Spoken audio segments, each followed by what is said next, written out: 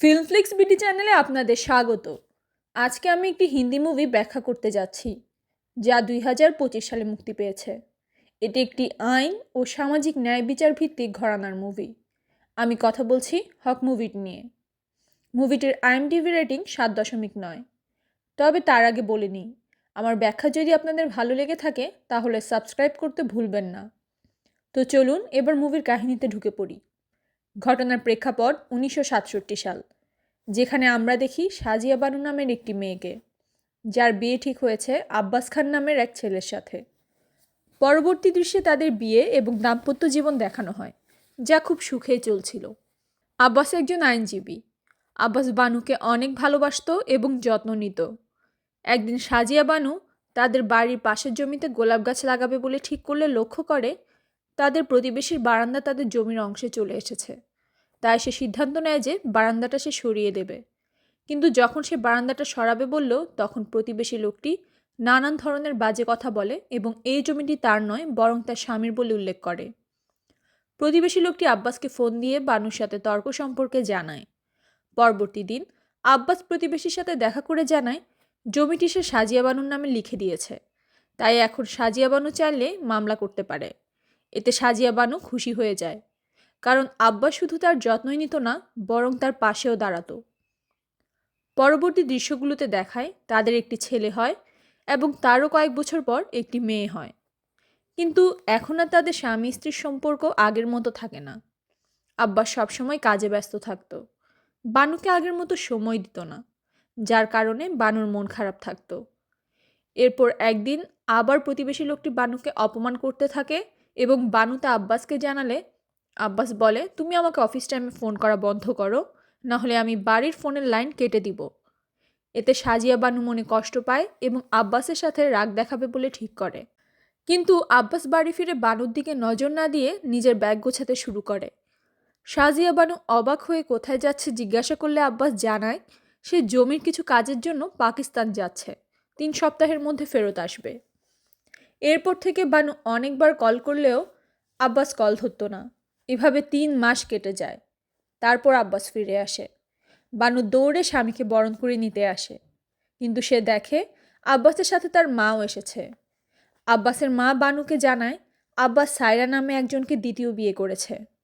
এই কথা শুনে বানু স্তব্ধ হয়ে যায়।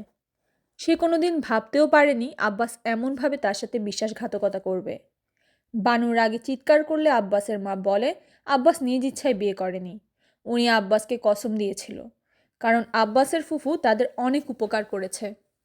ফতবোন সায়রার আগের স্বামী তাকে নির্যাতন করত। পরবর্তীতে তার আগের স্বামী মারা যায় এবং আব্বাসের মা সায়রাকে অসহায় ভেবে আব্বাসের সাথে বিয়ে করতে বাধ্য করে। পরিস্থিতির শিকার হয়ে বানু চুপ হয়ে যায়। তারপর সায়রাকে ঘরে নিয়ে আসা হয়। রাতে আব্বাস বানুর কাছে এসে বলে বানু তার প্রথম স্ত্রী এবং প্রথম প্রায়োরিটি। সায়রাকে সে বাধ্য হয়ে বিয়ে করেছে। সে আরও জানায় সায়রা বাড়ির বাইরে গেস্ট রুমটায় থাকবে। এই কথা শুনে সাজিয়া কিছুটা স্বস্তি পায়। পরদিন থেকে দেখা যায় বানু আব্বাসের কোনো কাজ করতে গেলে সায়রা নিজের হাতে সেটা করে ফেলে।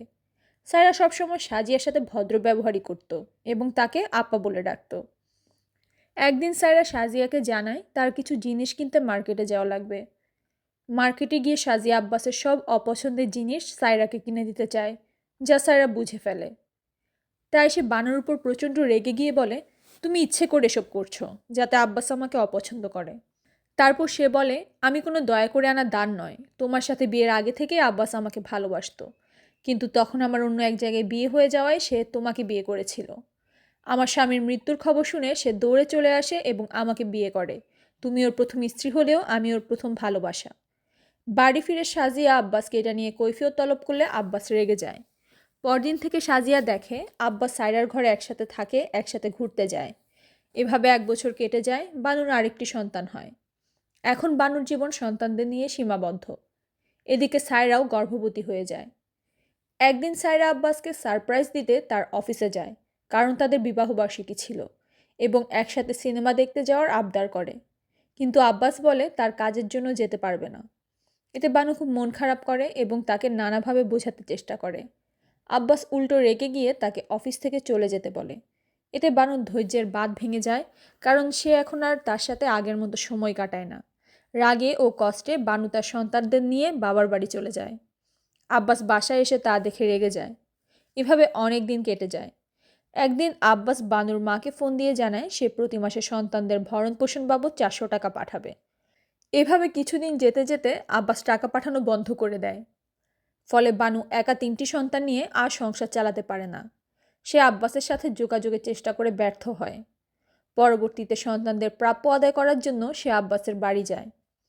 সেখানে গেলে আব্বাস বলে সে কোনো টাকা দিবে না, কারণ সে নিজ ইচ্ছায় সন্তানদের নিয়ে চলে গিয়েছে, আব্বাস তাদের বের করে দেয়নি। তাদের মাঝে তর্কাতর্কি হয়। এরপর বানুর বাবা কাজীর কাছে বিচার চাইতে যান, কিন্তু কাজী বলে বানু ইচ্ছা করে যেহেতু স্বামীর বাড়ি থেকে এসেছে, তারা কোনো বিচার করতে পারবে না। এরপর বানু আদালতে যায়, কিন্তু তার পক্ষে কোনো আইনজীবী ছিল না। বিচারক বলে অভিযোগ দাখিল করতে হলে একজন আইনজীবী নিতে হবে।